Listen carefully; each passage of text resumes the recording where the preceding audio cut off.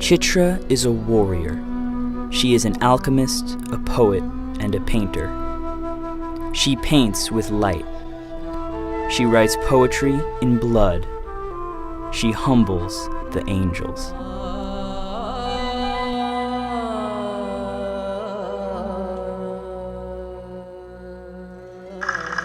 Cinema is magic. Cinema is the language. True cinema is a language of the soul. When you see a film, it is nuanced on so many levels. You're looking at moving images, you're looking at characters, you're looking at light, you're feeling the pacing of time. It's almost like it's sculpting time, space, magic, vision, and of course the content. And what makes, of course, a great film other than what's being said, and usually what's being said comes from a person who is deeply educated in life and has gone through a lot. One of the great cinematographers, Sven Nykvist. And he's the artist who listens to the whispers and the secrets of humanity, and he brings it into light. And that's how Sven Nykvist worked, because light literally was his companion. He captured it in the most beautiful way. And in that sense, when you think about the visual aspect of a film and what makes it so powerful, even more than words sometimes, is the intimacy of what light can produce, the shades, the shadows, the whispers, the sculptures. It's almost like you're bringing in a philosophy in the language of light. And there are scenes in the Sacrifice where the room where the little son is called Little Man sleeps. There's such a silence in the room, and the lighting is a character. It's almost, you can almost touch it, you can almost eat it. And you sense this magical moment where this little boy is sleeping in this huge room, and you see the curtains moving subtly and the light play coming through. It just literally creates a voice. It's a character.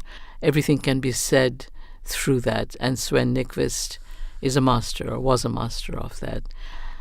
And in Journey, A Journey Within a Journey, which is a film that I did, I filmed it in a part of India, the south of India, Kerala, which is a magical place, and it was shot after my father passed. And the whole film is a dedication to my father, but I was so amazingly inspired by the cameraman. And so, in a way, the light play in Journey has kind of a very strong voice, and water, for example, became a voice. And there are reflections of the water as this person who's lost someone who was so close to her is sort of going through this river, and in the river you have these beautiful ripples where light falls and creates a language. Everything is very, very fluid, and it's always almost like the river, the water is carrying the light.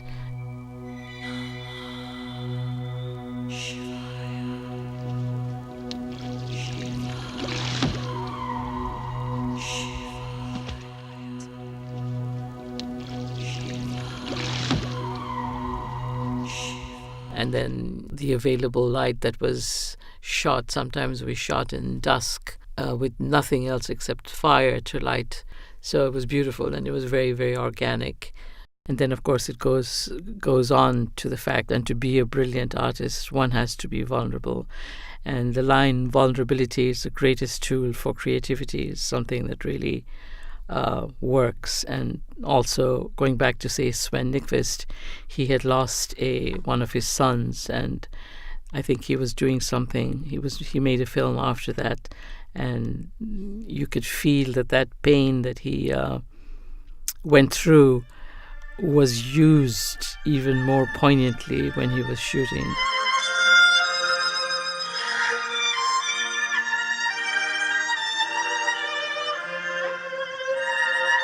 So going back to my film, light and water and fire and the elephant became kind of the theme of the whole film. So in a sense, light kept me company throughout the film, and made me feel and come alive in a sense, and made me go through a transformation when the character, which is me. I walk out of the fire. It's like I was in the fire and cleansed by the fire. So it was almost like the light of the fire that healed me and transformed me.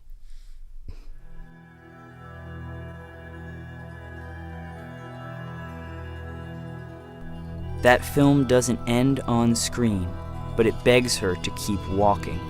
Walking with that elephant thunder, it begs her to live unchained, on fire. She uses her EYEI, listening to the world and its living parts, listening to the light beyond light.